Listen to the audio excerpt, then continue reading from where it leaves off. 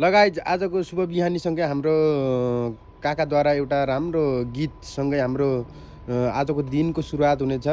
काका एउटा सङसँगै हाम्रो एउटा गिटार बजाएर एउटा राम्रो गीत गाइदिनु हुन काकासम्म चाहिँ एउटा अनुरोध गर्दछु। ल काका एक भइगयो नि पर जाऊ भयो तिमीलाई म भन्दा उही राम्रो उतै बस उतै मायालाई उतै बस उतै मायालाई भयो तिमीलाई म भन्दा उही राम्रो उतै बस उतै मायालाई।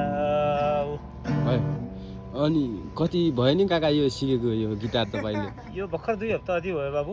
भर्खर सुरुवात हुँदैछ हैन? स्टार्टिङ हो। हजुर। अब बिस्तारै मैले चाहिँ गीत गाउँछु होला गिटार बजाएर जस्तो लाग्छ। ठिक छ, सिक्नुपर्छ। मान्छेले 2 दिन गिटार ल्याएको 1 हप्ता भयो।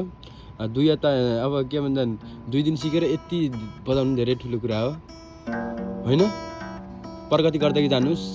राम्रो कलाकार भएको देख्न चाहन्छु हाम्रो काकाद्वारा। बुढेसकालमा यसरी मैले बजाइदिएँ भनेदेखि अब आउने भाइहरूले पनि यसरी गिटार बजाउनु पर्दो रहेछ भन्ने मनुष्य हुन्छ भन्ने कारणले नै मैले बजाउन सुरुवात गरेको बाबु।